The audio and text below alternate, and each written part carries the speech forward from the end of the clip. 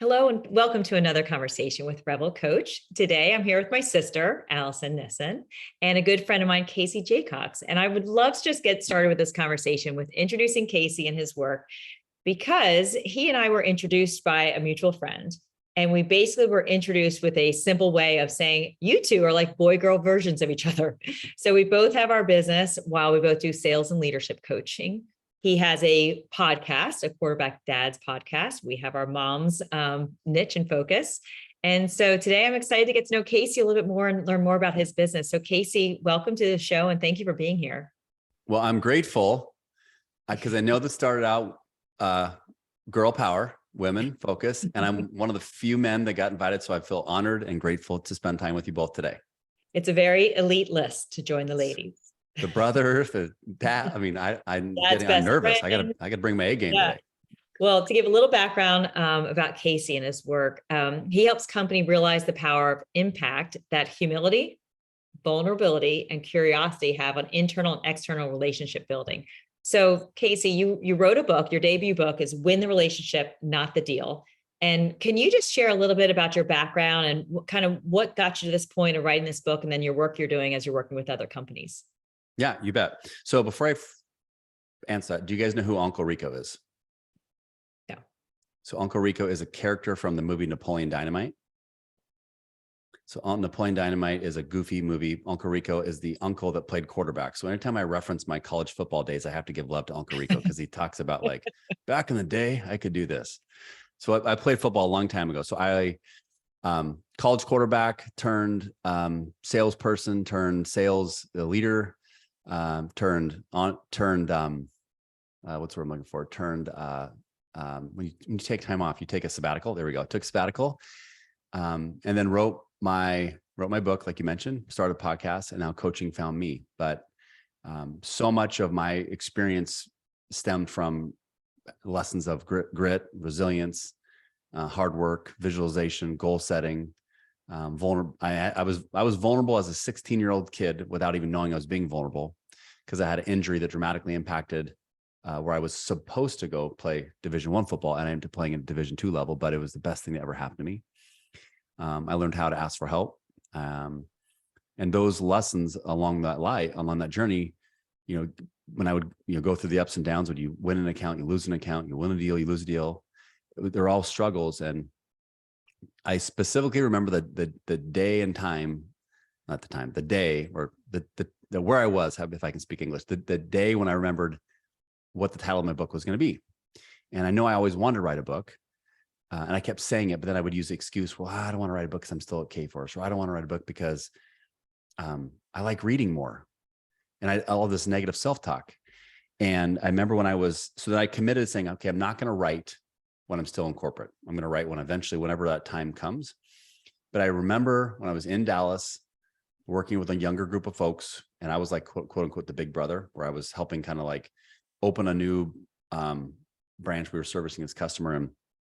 And they were the ones kind of like trying to make Big Brother proud.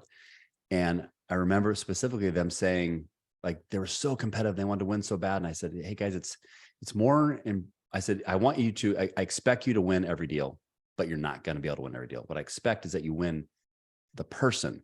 So I said, how can we win a relationship when we lose a deal? And I was like, that's it. It was like lightning. It was like, like freaking Griswold when he saw his tree in the forest. And I knew right then that was it. And so I haven't really looked back. I told Allison before we started recording, I feel like I walked away from a lot. People still look like, what are you doing? But in my heart, I felt like there was a bigger purpose or mission. I didn't know what, but this voice in my head kept talking to me and it would not go away. And I have so many great memories. I have so many great experiences that people I worked with. But if I didn't take the leap, I would have never got the book out. I would have never learned the power of podcasting, which I knew nothing about. And I would have never found coaching or speaking, which found me. And I'm flawed just like everybody, but I think those experiences, podcasting, the book, and then the speaking, coaching, I never realized how quickly and interlined they'd be, interconnected, but it's so clear now. So I'll maybe stop there to see what resonated, where you want to go from there? Well, Casey, the thing that jumped out at me the most is you started off by saying you asked for help. You had an injury, you asked for help. And I can see how that has definitely shaped your career and where you are today. So let's talk about the power of asking for help. Love it. Well, I can when you said that, Allison, two examples come to mind. So I'm going to talk one from an athlete's perspective, then one from a dad's perspective. So I was 16. My high school football coach, shout out to Marty Osborne, if you're listening. He massive mentor in my life. And I learned that confidence, I've been taught, I believe this, confidence is built or instilled one person inside your home, one person outside your home. And Marty Osborne was one person that definitely instilled confidence in me. And he believed in me really before I believed in myself. And he said, you have a chance to be our starting quarterback, but here are all the things you got to do. And so it was, power of visualization. I can still see laying in my bed as a 16-year-old, the goal sheet right next to my bed around all the things I needed to do. Well, I ended up winning the quarterback battle. Fast forward the story. I ended up winning the quarterback battle my junior year. The senior year, the gentleman I beat out my junior year is now playing tight end. So I was playing quarterback. Tight end's person blocks, also runs out, passes. I would throw him passes for people that don't know football. And the last play of my jamboree, which is like a practice game for people that don't know what that is. We small practice games against 3 teams. I'd break my foot in 4 spots and my senior year is done. I'm not playing at all. And I learned about the life lesson of life moves on. So the guy that I beat out, Shane, he now has to play. He leaves tight end. He now is playing quarterback. He's our starting quarterback. World moves on. Now I'm forced to just watch from the sideline. I'm a captain. I'm not acting like it. I'm wishing bad thoughts mentally. I'm hoping the team sucks. I hope they lose. I hope everybody else gets hurt. I hope we have to cancel the season because I want them feeling like I'm feeling. And I knew I didn't talk to anybody about this other than myself. I might have talked to my girlfriend, now wife at the time. And she was supportive and listening, but I just was like almost getting depressed. And something clicked one day where I said, I got to go talk to coach. And I walked down, I crutched down, obviously, because I'm on the crutches. And I said, and he was talking to this other quarterback. And in my mind, it just like further knife in my chest. I was like, that's what I should be doing. I should be talking to coach about these things. And Shane left and I talked and I go, he asked me how I was doing. I go, coach, I'm doing horrible. I'm depressed. I hate what I'm doing. I hope you have the worst season ever. I hope everything stinks.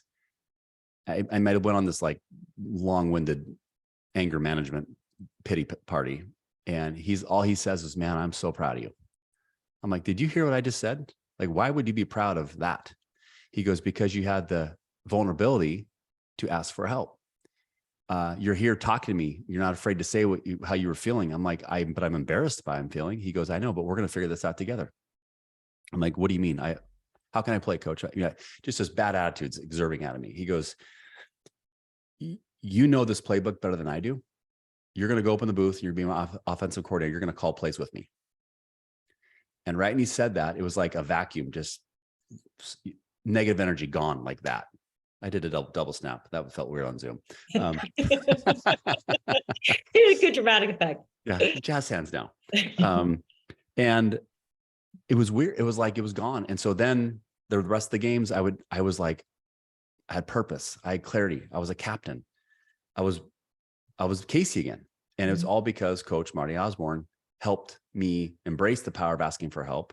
I put my ego aside without knowing I even had an ego then and asked for help. And so I remember that moment every day, whether it's, how do you start a podcast? I don't know. Should I coach? I don't know. I think I'm not certified. What do you think I should do? Like all these things were going through my mind. As I think about it to fatherhood, when Ryder was, my son Ryder, who's 16 now, when he had to been less than 2. K-Force loved it because I was getting there early. I was staying late, making them a ton of money.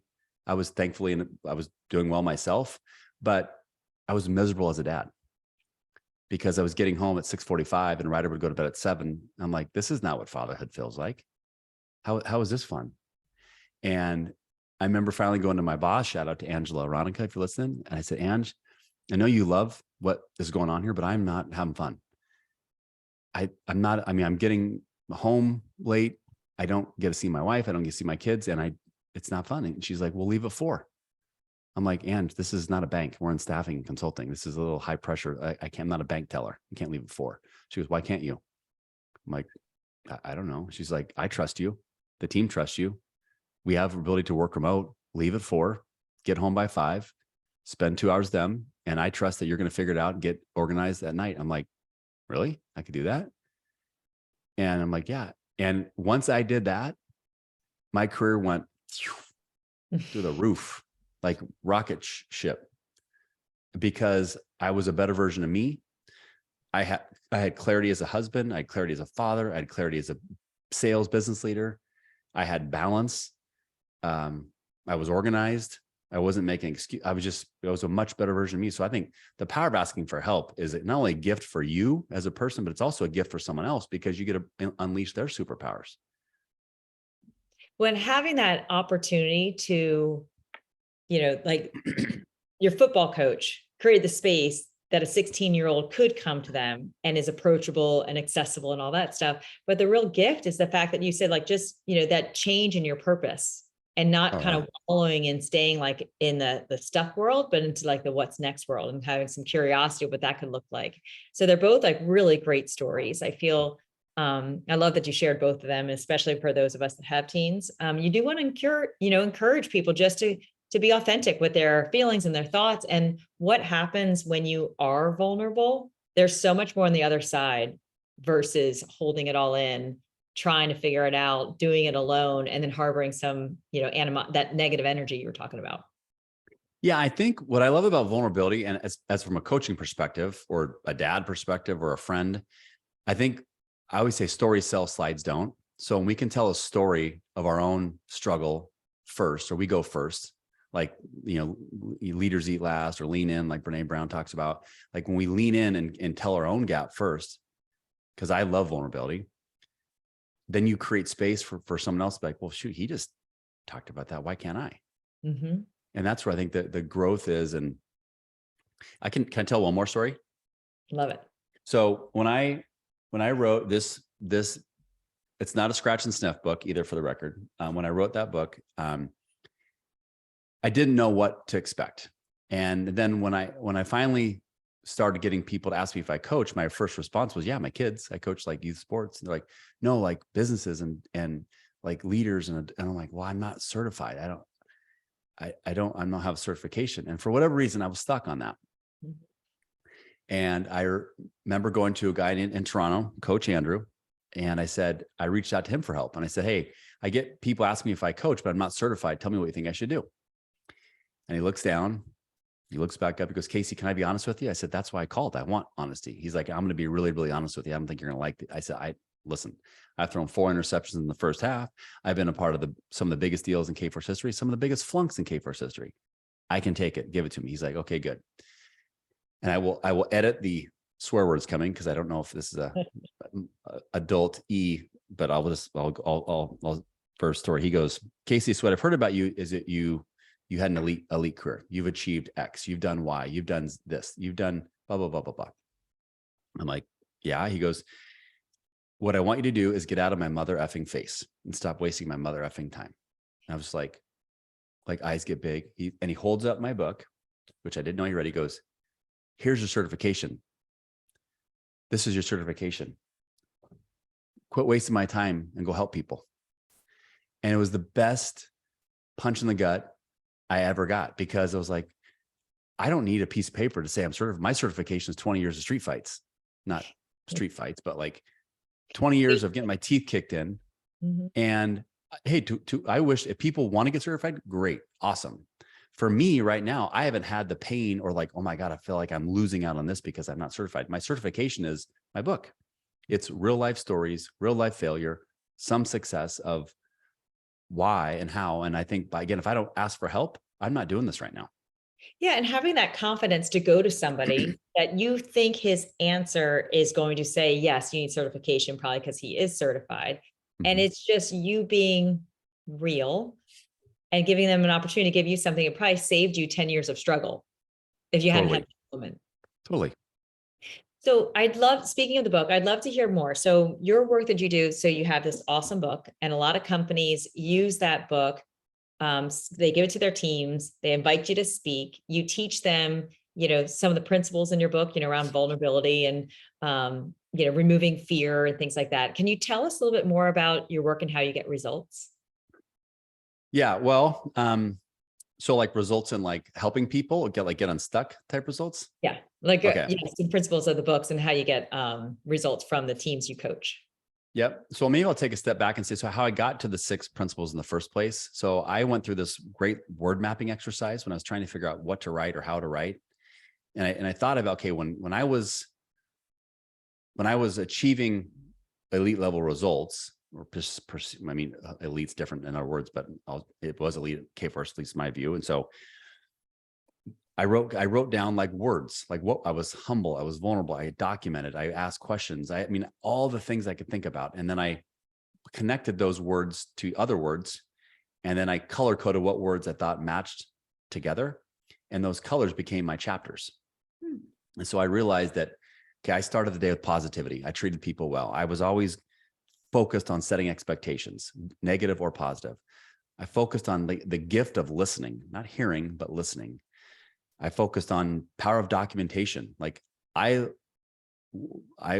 made people feel like I went to the Harvard of the West Coast, which is Central Washington, in my opinion. No one else says that. My CRM made me look way smarter than I am.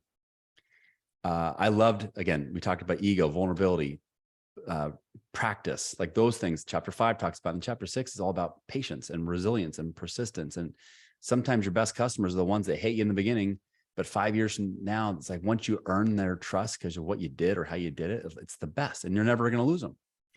So how I get results is, again, I think whether it's someone, maybe it's someone I'm dealing with like an ego, or a sales team that think they have it figured out.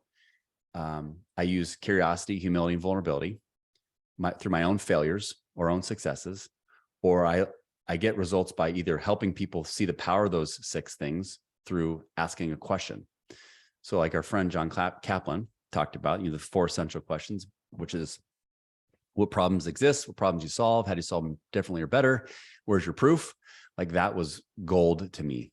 And John, I remember him telling me one time during one of our calls, he goes, Casey, you're one of the most unconsciously competent people I've ever trained. I'm like, that does not sound good. And he kind of giggled, and I'm like, no, it's good. I'm going to give you tools to teach what maybe comes naturally to you, or maybe I'm going to help slow you down so you can go faster. I was like, oh, that makes sense. And so I think like when I get results with people, it's like perfect example. Today, I had my very first kickoff call with the guy in one of my programs. And at the end of it, I said, I want to ask you, tell me, what did you expect? Is the first question. And tell me, what are you feeling now?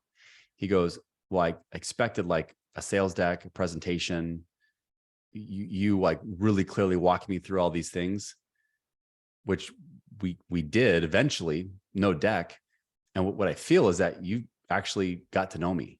You asked questions. You learned more about me. You made a connection so quick because you knew I was from Boston. You talked about Cuddy-Young Island, and you weren't afraid to ask a random question that I might know nothing about, but now we have a connection.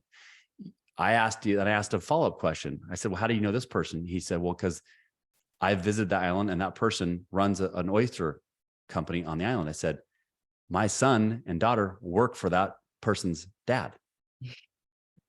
So if I don't get curious, we never have that connection. Now I feel like I've known that guy my whole life. So for me, results are getting people to say, wow, I love that I'm now Casey at work. I'm Casey at home. I learned that, man, I'm focusing so clearly on not using your 5 swear words you taught me.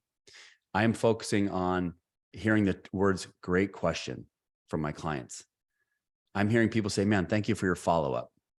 Like the little things that aren't going to find in a sales metric, but to me drive holistic differentiation.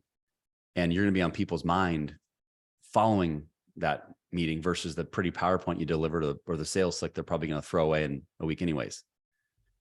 Well, I love the simplicity of saying people remember stories, not slides. And speaking of stories, you referenced kind of quickly the 5 swear words. Can you share a little bit more, since I know your work, share a little bit more what those swear words are? And yeah. So usually when I ask this, I say, hey, tell me, I'll get people in an audience or a one-on-one situation. I'll say, okay, tell me, when I think of swear word, tell me what comes to mind. And they look immediately scared. I'm like, well, I can't drop an F-bomb. I just met this guy. Or they'll say, like, I don't know, S. I don't want to, it's again, I don't know what my audience is here, so I don't be swearing. So they'll say, You whatever want it the is. other men to be invited back. You're representing. Right. So I'll entire say, they'll say something. I'm like, oh, good. That's a swear word. All right. Okay. Now I'm going to teach you 5 new ones. These are like the worst. Like, you don't say these in church. You don't say these at a wedding. These are bad ones. They're like, okay. And they look super confused. I say, you ready? And they get it right down. I said, these swear words they're actually phrases, which are need to, should to, want to, have to, and can't. And I'll say it again: need to, should to, want to, have to, and can't. And so those swear words, in my mind, as when we say those words to ourselves, we create anxiety. We create negative self-talk about things. God, I need to lose weight. I should grow my business. God, I have to start that podcast. Man, I want to write a book. I need to write a book. And instead, I'm like, you don't need to do anything. You don't have to do anything. None of that stuff. Instead, I want you to say is, I will. Like, that simple. Like, so when we set goals, what are you gonna do this quarter? Well, I want to break into these accounts. No. Angela Ronica, my boss back in the day, she literally would make us say the word I will in front of everything, whether it's our quarterly PowerPoint, our business reviews. So I'm looking at my goal sheet back there. It's I will. Because I believe the power of our mind is one of the most untapped resources we have. Yet we don't spend time slowing down to think about it. And people are listening right now. Think about how many people, just watch for the next week, how many people use my swear words or the swear words I've created as swear words. It's everywhere. And when I was running a sales kickoff recently, and we did about an hour and a half keynote, and then we did an hour workshop. And in the workshop, I taught the swear words, and I was calling people out. So people had a mic, and they had to like go through this exercise. And I said, okay, now I love what you just said, but please don't swear. That's really offensive. And it brings sarcasm, and people start laughing. What was great though, and it blew me away, back to maybe another way to answer your question about measuring success. The audience was coaching themselves. Holding like, stop themselves swearing, stop swearing, stop. And I was like, oh my God, this is so cool. And so I left completely jacked up. My tank's full because they listen. Now they're applying it real time. They're seeing the results. And now I'm further coaching myself. So I feel like selfishly, I'm the coach, but now I'm the coachee because they're coaching me because I'm seeing it happen real time. Mm-hmm. Yeah. And it also holds you accountable to make sure you're not swearing. Totally. Wow. I'm like super impressed. I know the expression, don't should on my parade is, one of the ones I like to think about in that same manner. It's there is no try, there is do. So, it's setting those expectations. I like to listen to podcasts as well as record them, but one of the ones I heard today, they were talking about so many times we like to boil things down into 2 sides. The one side is like, which path should I take? Do I have, you have 2 choices? Well, so many times there's that 3rd choice, but it's complicated for our brains to be like, it's so much easier if there's just 2 choices rather than actually going into that middle ground and thinking about it. So it's not just the, well, I should or I will, but it's also the how will I? And then building those steps and taking the time to evaluate a scenario and lay out a plan, because without a plan, you can have all the wills you want in the world, but you need the plan in order to build the rocket ship to get you to wherever you want to go. Well, you made me think of a story, Allison, of so when I help with people with their goal setting, visualization, like I've been working on not always using sports analogies, because sports analogies sometimes can be too male dominated. And sometimes people who are not following sports analogies, they're like, can you give something else? So I've been working on that. So like one of the analogies I've come up with that I think hits home is like a pilot. So male, female, if you're going to go fly somewhere, you're going to be like, hey, I'm going to fly to X, or I'm going to start an airline. Okay, well, great. Where are you going to fly? I don't know. We'll figure it out. Well, that's not really clear. Like in theory, an airline should be, okay, I'm going to start an airline in Houston, and we're going to fly from Houston to Denver, Denver to Houston, 3 days a week at 9:00 departure time. Okay, that's a little bit more clear. Or I was thinking about, tell me how you'd feel, Mr. and Mrs. Passenger, if your flight attendant, your flight attendant's delivering snacks and drinks, and he or she says, hey, soda, what you like? Okay. And my choices, but they say, okay, don't freak out. But our pilot just told me that they forgot to file a flight plan and they're not sure what altitude we should fly at and how much gas we have left. But you're totally safe. We have oxygen, we have parachutes. You're totally fine. Just don't worry about it. Like, how would you feel? Well, probably immediately freaked out, changed my underwear probably. And instead it's like, but again, it goes back to expectations. If we can get really clear with the why, to your point, that the how we're going to do it. And if we don't know those two why or how, then this is where vulnerability comes in, ask for help. Yeah. So that's a great analogy. I also feel like James Clear, somebody we love following, and just talks about those habits and that 1 degree difference. Like when you're going from LA to Boston, 1 degree, it'll get you to Miami instead of Boston. Just one simple little adjustment to what you do daily, which doesn't seem like a big difference when you're taking off, but have you guys heard of the book called The Slight Edge? No. Great book. I highly recommend. It's by a guy named Jeff Olson.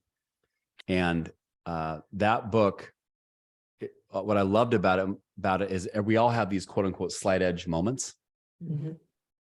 Like every day we have a choice, right? And to your point, you have 3, but like, think about it as just 2, like, do I get up now or do I hit snooze? Do I work out? Work out later. Do I eat McDonald's or do I eat this? And every slight edge moment, it's kind of like, remember the choose your own adventure books as kids? Yeah. Oh, how about that poll right there? Like it kind of reminds me of that, but we're living in real time. And so like, I've now have self-awareness. So I slow myself down. I think, okay, what's my slight edge moment going to be today? Like if I choose that, okay, be okay with it. But what's my, am I now way off track of my goals where I've committed to going? Or if I choose to get back, how will I get back? Well, I got to take that slight edge moment to get back that way. So, it's just a good visual way to think about where you want to go. Yeah. It's like one step. We always say for Allison and me, like in our practice, we always have like, know who you are, like know your vision, who you want to be more often. And there's one action. It's like one moment after a moment, one day, 1 year, and just that level of consistency of living up to who you want to be with grace and gratitude and growth mindset, and just making sure you're enjoying it. It's really your life. It's like, one moment at a time. I'm going to write. So Slight Edge. The Slight Edge. Yep. By Jeff Olson. Jeff Olson. So before we wrap up, I would love to ask a question. So we have a lot of entrepreneurs that, listen to our show, and sales is your passion. And it's something you're great at. It's what you teach. And you have a lot of entrepreneurs, they go off onto a journey because what they do matters. I know that you love that quote, but what they do matters. And they feel like, you know what, if I could teach more people this one niche that I know well, I would love to do it. And they start their business, they get everything. And then all of a sudden it's time for them to grow their business and ask for money, ask for revenue. What advice do you give for entrepreneurs as it relates to those that have fear of sales or a negative opinion of sales, or just some sort of resistance towards growing their entrepreneurial business? Yeah, great question. So sales, usually when people hear sales, they immediately want to go shower and brush their teeth and like get the bugs off me, because I'm like, ooh, I don't want to sell. But in the end, if you think about it, we're all selling every single day. Hey, honey, where do you want to go to dinner? I want Mexican. Why? I want Chinese. Someone's going to win that deal. Right? Hey, Ryder, go unload the dishwasher. No, I don't want to. Someone's gonna win that deal. Selling to me is, making sure you get really, really clear on why your product or service exists is I think start there. But I think the best sellers are, I call them curious storytellers. Not first level questions, not like, okay, now try to uncover, if you're trying to uncover pain or discomfort or problem for themselves. But it's about making sure that you ask those, I love, I'm sure you do, Marcy, as well, TED-based questions, tell me, explain, describe. But asking questions and then having the confidence because you believe what you do matters, which is why this believe sign's up behind me, reminder for me. And we're going to go a couple steps deeper. Like my favorite 3 words are tell me more. My favorite 5 words are tell me more about that. And I truly want to know more about that. So like, tell me more, which I call second and third level questions. And then before we start selling, if I have to sell, that means I'm trying to convince somebody to do something. But if I ask questions and I make them uncover why my idea is so great, they're going to sell themselves. Mhm. Right. And if I believe what I do matters, I should feel comfortable trying to help anybody, because I know that they just don't realize they have a pain or problem yet. And if they don't, then I'm not going to sell them, obviously, because I wouldn't try to convince them. Right. Yeah. It's funny as you talk, it is almost, if you have a service that you really believe in, that you really know, and you ask the right questions and they're talking about a problem and you actually can solve that problem. Like, you can do it. You're like, that's your enthusiasm just gets natural because you're like, Mhm. I can totally help you. Like, you go to Right. that place of service versus that place of sales. Right. You're not even selling. Yeah. And that's what, and I also teach what I call third person storytelling. So I've found, like, if I was buying a painting and I said, hey, I want a painting that's going to do X. Well, okay. And if the salesperson, if she said, well, I just recently worked with a client like you and very similar background, and this is why he decided to buy it, and this is what the things he was looking to achieve. And now it's a story. I'm like, oh, well, someone's already been through this. I feel good about it. So then I'm going to feel good about it. But if it's like, you should totally come on my airline. I'm a really good pilot. Have you flown? No, my first time. I have 0 hours, but give me a chance.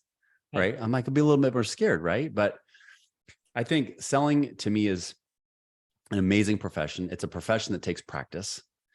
It's a profession that requires you to check your ego and actually, like, practice having conversations with your teams or your spouse or your friend or your kids. And the more that we teach that, like, and make it hard, like, not like, because I think, like, when we make these conversations hard before we get there, then when you actually can, then you're prepared to have any question, any word track, conversation track, wherever it might go, because at least you're prepared, versus showing up and just winging it is most sellers, I think, do, that I work hard on to make sure that they don't do that, because I think it's just, we're not practicing on ourselves, we're practicing on our clients and how would they feel if we told them that. Yeah. So, But it's like, that's where, like, the title of your book, which I think is a brilliant title. It's, if your goal is to win the relationship, you're not going to be overselling them. If it's something, if your goal is the product, you start selling the airline, the features and benefits of the wings and the technology and all that stuff, which sounds like anyone else. But if you're really building the relationship, that trust will be there. And that's how, yeah. Yeah, I was going to say real quick, if people decide to read it, one of the very first things I wrote about was when my son Ryder was 7, he asked me, hey, Dad, what do you do for your job? And I couldn't say why I provide staff augmentation services and technical solutions, blah, blah, blah. He'd be like, what the Sam's hell is that, Dad? Like, he wouldn't understand any of that stuff. But instead I said, Ryder, when you're older, I'll explain to you. But right now, as from a 7-year-old, the best way I can say it is I make friends for a living. And when people need help, I treat them like a friend. And then when they feel like I've done a really good job as a friend, they decide to pay Dad money. But the key is, sometimes a friend asks me to do something and I have to be able to tell them, oh, I don't know if I'm the right friend. I need to find you a different friend. And then when that friend needs help, I'll make sure that I get them, and I might not get paid, but that other friend will get paid. And so, like, to me, it made all the sense in the world, but my buddies would give me a hard time. Like, hey, dude, you can't tell your son that he's going to get paid. He's going to expect to get paid at recess. But I'm like, fair point, but I still Ryder's agree. like, I want to do what my daddy does. Yeah, $20. I was nice at recess. Fork it over. That's awesome. Casey Jacox, this has been so much fun. I have learned a ton from you. We didn't even get a chance to talk about your podcast, which is the QB Dadcast. Is that correct? Yep, Quarterback Dadcast, or QB Dadcast for short. And that sounds amazing. I imagine that you're giving your best parenting advice wrapped in the idea of people can do more and be better. I actually I try to give less advice. I try to have my guests give the advice. And so, again, I can't believe this, but it feels awesome. I'm in season 4. Season 3 was dedicated to my father, who passed away on December 29th of 2021. That went by like a snap. I can't believe how fast it was. And now we're in season 4. I have episodes booked all the way through April, and we're recording right now in February.